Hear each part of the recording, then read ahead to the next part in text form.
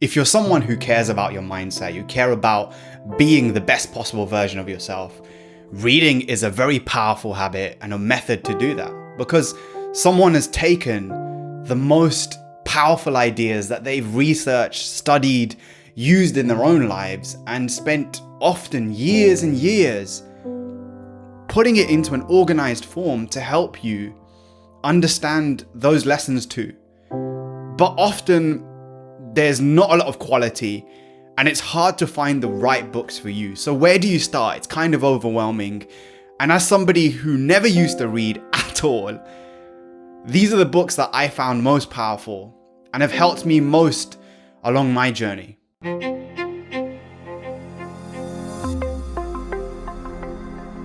Hey everyone, so if this is the first video you've ever seen from me, my name is Keshav. Make sure you subscribe down below and you ring the bell icon so you know when new videos come out. And like I was saying at the beginning of the video, there are so many books out there. You know, anybody can publish a self-improvement book and too many people do. And so you end up with this thing where the bar for entry is really, really low, but the bar for quality is extremely high. And you end up with two things happening. One, you either read a book that is misinformed, misleading, part of some scammy marketing thing, trying to sell you something, sometimes full of harmful information, which is a real problem in this industry. Or you end up with the same books being regurgitated again and again and again. And sometimes I think, you know, that's great, but they contribute to this kind of groupthink. So these 4 books that I'm going to suggest to you, they are books that are either not very well known, but they should be. So these are real gems that haven't been discovered yet, or they're really new, or they're books that people wouldn't really think of as self-improvement books, but they really should. So let's get into the video. And the first book is one that I can guarantee no self-help YouTuber has ever included in a list like this, and they've probably never heard of this book, and it's The Good Immigrant it's a collection of essays by Nikesh Shukla.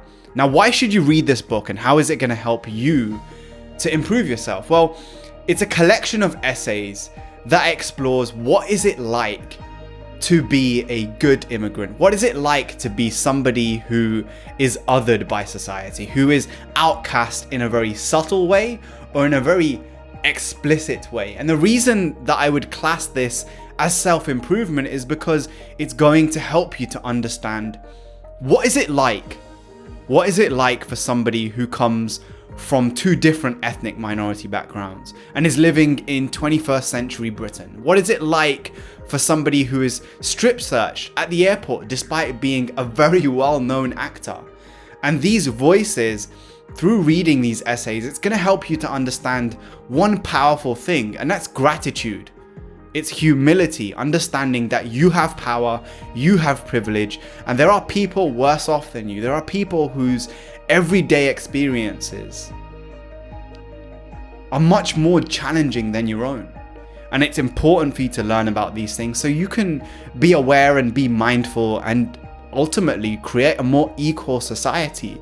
Because yes, you want to develop yourself, and yes, you want to become a better version of you, but I also believe you want to make a difference to the world around you. You want to become a social reformer. So that's the first book that I think you should read in 2019. And it's one that I'm going to be coming back to again and again and again. The second book is one that comes from a guy who spent 4,000 hours in space.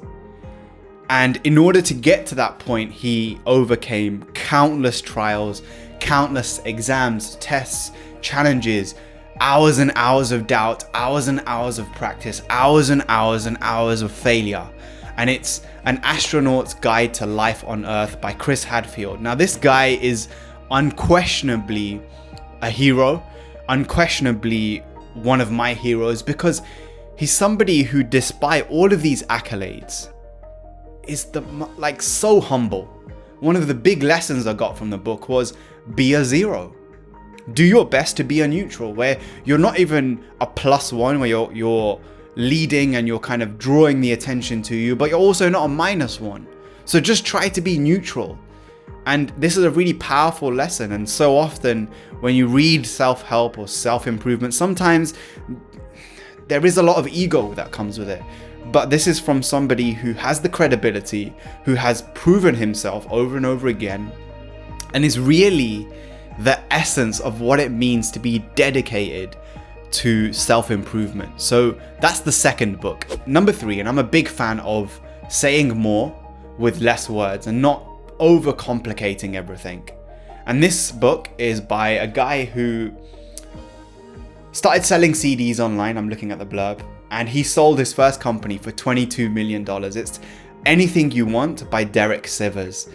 And the reason I love this book, I just dropped it, is because look how thin it is. First of all, you can read this in under an hour, but this is, a decade, 10 years worth of insight, wisdom, lessons condensed into very short, very actionable, practical steps.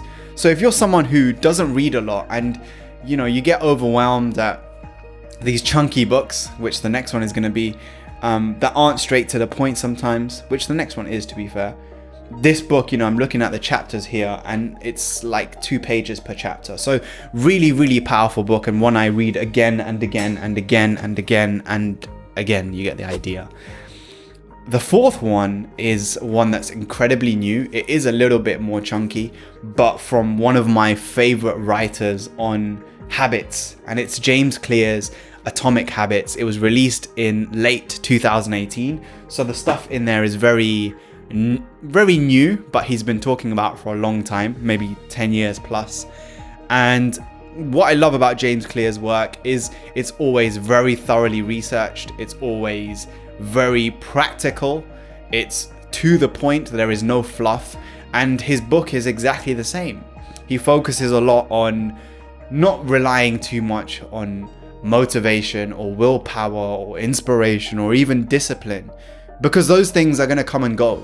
But instead looking at your system, your process, because it's the process and the habits that are ultimately going to get you there, that are ultimately going to focus your attention on the becoming, on the journey itself, rather than the end goal, the vague destination that is way far off on the horizon. So those are the 4 books that I would highly recommend you start off with if you're very new, or even if you've been reading for a long time and you're somebody who's, an avid reader, you're a scholar on Audible and you've read countless audiobooks, you've listened to them over and over again.